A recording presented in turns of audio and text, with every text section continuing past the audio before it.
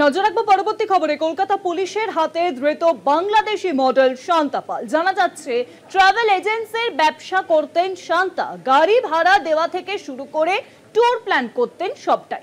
রাজস্থান, বিহার থেকে শুরু করে দেশের বিভিন্ন প্রান্তে ঘোরার ব্লগিংও করেছেন তিনি। ব্লগের আড়ালে কি তাহলে অন্য কোনো জাল বিছিয়েছিলেন শান্তা?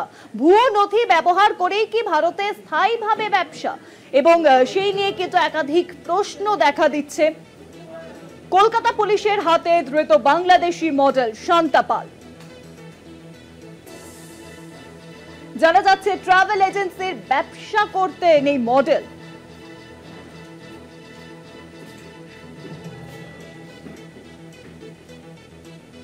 এ বিষয়ে আরো জানাবেন নিউজরুমের সঙ্গে রয়েছেন আমাদের প্রতিনিধি অরিত্র ঘোষ। অরিত্র, দেখো, বাংলাদেশি এই মডেল অভিনেত্রী শান্তা পাল, তাকে কলকাতা পুলিশের গোয়েন্দা বিভাগের গুন্ডা দমন শাখা গত বুধবার গ্রেপ্তার করেছে এবং তার গ্রেপ্তারির পর থেকেই বেশ কিছু বিষয় সামনে আসতে শুরু করেছে এবং সবথেকে গুরুত্বপূর্ণ, একজন বাংলাদেশি কিভাবে ভারতে প্রবেশ করলেন এবং সেখানে এসে দীর্ঘদিন ধরে তিনি বসবাস করতে শুরু করেছেন।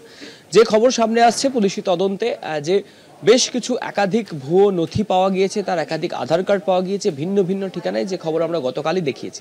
এবার যে বিষয়টা সামনে আসছে, যে গাড়ি ভাড়া দেওয়া থেকে শুরু করে ট্যুর প্ল্যান বা সোজা কথায় ট্রাভেল এজেন্সির সাথেও যুক্ত ছিলেন এই শান্তা পাল এবং একই সাথে তিনি একটি রাষ্ট্রায়ত্ত ব্যাংক থেকেও লোনের আবেদন করেছিলেন এবং সেই রাষ্ট্রায়ত্ত ব্যাংক থেকে তিনি লোনও পেয়েছিলেন।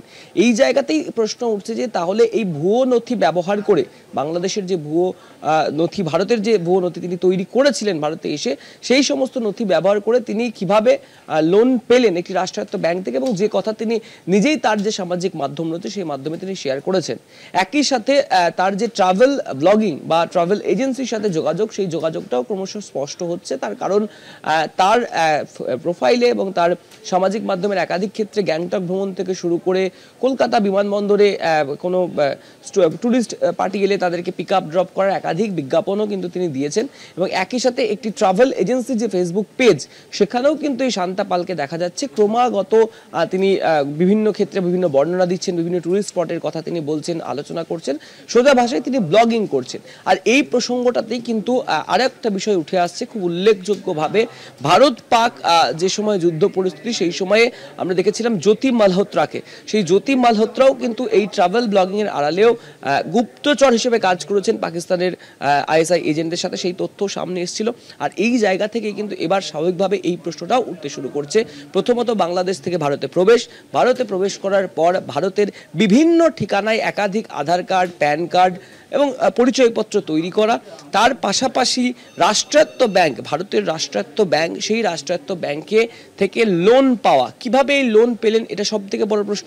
তাহলে কি ভুয়ো নথি ব্যবহার করেই তিনি এই রাষ্ট্রায়ত্ত ব্যাংক থেকে লোন পেয়েছেন? এই প্রশ্নটা বা এই বিষয়টা কিন্তু ইতিমধ্যেই খতিয়ে দেখছেন লালবাজারের তদন্তকারী আধিকারিকরা।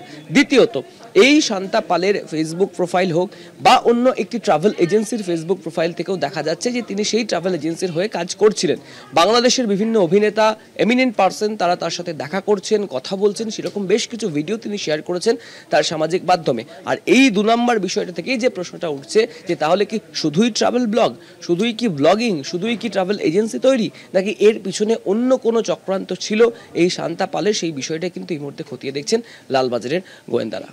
অনেক ধন্যবাদ অরিত্র। নিউজের সঙ্গে ছিলেন আমাদের প্রতিনিধি অরিত্র ঘোষ। তাহলে কি ব্লগিং এর আড়ালে গুপ্তচর ছিলেন এই শান্তা পাল? প্রশ্ন দেখা দিচ্ছে, কিন্তু একাধিক তদন্ত চলছে।